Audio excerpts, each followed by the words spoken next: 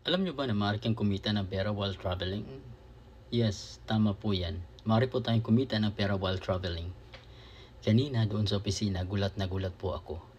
Dahil may nagpadala po sa akin ng pera. Tingnan nyo po yung screenshot. Ayan. Yes, tama po yung nakikita ninyo. May nagpadala po sa atin ng 3,000 real. At kung i-convert nyo yan sa pesos, nasa 45,000 pesos po yan. Tanong, ano ba ang ginawa ko?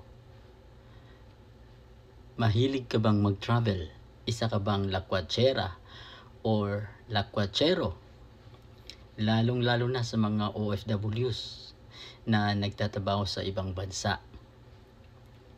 And alam naman natin na tayong mga OFW is most likely every year or every 2 years ay nagbabakasyon po tayo sa Pilipinas. At yung ibang mga OFW na medyo may budget ay nagpupunta sa ibang bansa or nagbabakasyon sa ibang bansa. Alam nyo ba na while vacationing to other countries or kahit doon sa Pilipinas ay maaari po tayong kumita ng pera? Yes, tama po yan. At yan po yung aking ginawa, kaya po tayo nagkapera ngayon. Ano ba ang aking ginawa?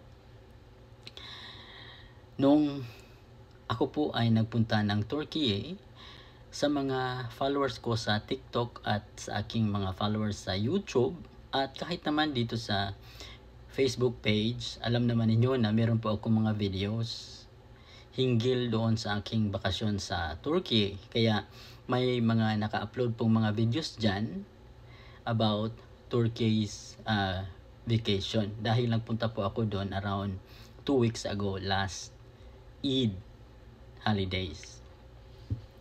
At sa mga naka-follow sa aking social media account, alam naman ninyo na na-stranded ako doon sa Turkey dahil na-cancel yung flight or hindi naman talaga siya na-cancel. Actually, lumipad na kami at nandoon na po kami sa ere. At while nandoon na po kami sa taas, unfortunately ay pinabalik po kami ng aviation ng Saudi Arabia sapagkat nag-close po yung lahat ng mga airports ng GCC dahil sa sigalot between Iran and Israel. Dahil nagpaputok po ng bomba yung Iran papuntang Israel at yung aming eroplano ay halos sumabay doon sa pagpaputok ng Iran. Kaya kailangan po naming i-abort yung flight at babalik po kami sa Istanbul. And I know that some of you ay nakakita po doon sa videos na yon. In fact, nag-viral po yon sa TikTok. Yeah. At dahil doon ay na-cancel po yung aking flight at kailangan po naming bumalik doon sa Istanbul City na grabe yung stress, grabe yung sama ng loob at grabe yung pagod na experience namin.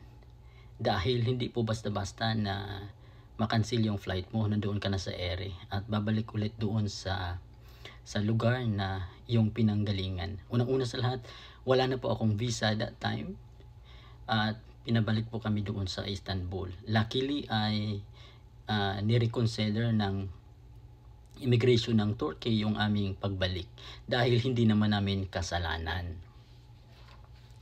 And here, dito tayo paano kikita or dito tayo kikita. Dahil nung ako po ay nagpunta ng Turkey ay bumili po tayo ng travel insurance.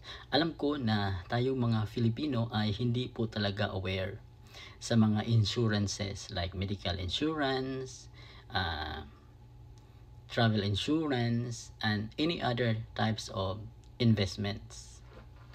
Alam nyo ba na kapag tayo po ay nag-travel, whether papunta man ng Pilipinas o papunta ng ibang bansa, ay maaari po tayong bumili ng travel insurance.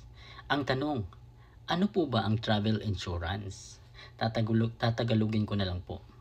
Ang travel insurance in Tagalog ay isa po itong panigurado or sigurado sa ating biyahe.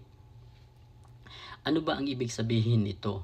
Ang travel insurance ay nagbibigay po sa atin ng proteksyon at mga benepisyo against any unexpected and untoward incidents. For example, cancellations of your flight, delayed baggage, or nasira ang inyong mga gamit, or ikaw ay na-hold up doon sa ibang bansa, or kung kailangan mo ng medical attention dahil nagkasakit ka doon sa ibang bansa while traveling. So, usually, kapag ako ay nagpupunta sa ibang bansa, I always made it sure na meron po ako talagang travel insurance dahil this is for my security. Security ko po ito. Ang travel insurance, siya po ang magsisecure sa lahat ng mga hindi magandang experiences na maaari nating ma-experience doon sa bansang ating pupuntahan. At yun na nga ang nangyari. Dahil na-cancel or na-abort yung aming flight from Turkey to Saudi Arabia, ang tawag po doon is flight delayed and flight cancellations, in which covered po iyon ng travel insurance. Yes, tama po yan. At dahil dyan, ako po ay nag-claim doon sa aking travel insurance na binili. Kaya po tayo kumita ng 3,000 riyal ngayong araw na ito. Ganun po ka-importante ang travel insurance. Like I said, tayong mga Filipino is not actually fully aware of these types of investments. Kasi matatawag mo rin itong investments and securities. Dahil tayong mga Filipino ay hindi talaga well-oriented sa mga ganitong usapin.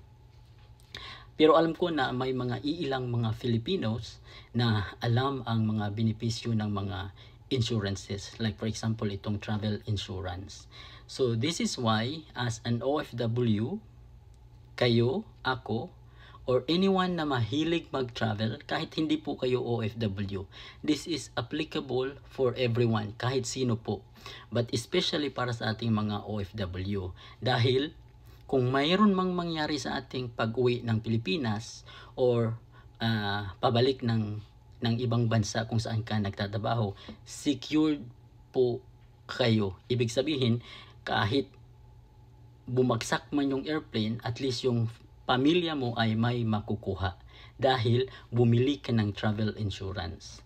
At yun po yung nangyari sa akin dahil nagka-aberya yung aking flight from Turkey to Saudi Arabia, ay entitled po akong mag-claim doon sa flight delayed and flight cancellations, in which ang worth, depende po ito sa travel insurance, okay? So makinig po kayong mabuti. Yung aking nakuha ngayon is 3,000 riyal or nasa 45,000 pesos dahil ito po ang coverage at ang premium na aking makukuha on this particular travel insurance na aking binili. Pero may iba pa pong mga travel insurance in which the benefits and the premiums are different. Ngayon, kung meron po kayong mga katanungan, mag-comment po kayo dyan sa baba.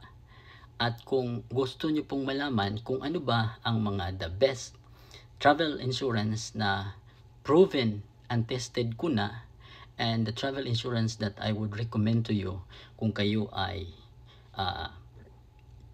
lalabas ng bansa, magbabakasyon sa Pilipinas, pabalik ng bansa kung saan ka nagtatrabaho, or kung kayo ay pupunta ng ibang bansa, magbabakasyon. So I can give you some recommended travel insurance. Alright? So paki-share nyo po ang video ito dahil napaka-importante po nito. Maraming salamat po.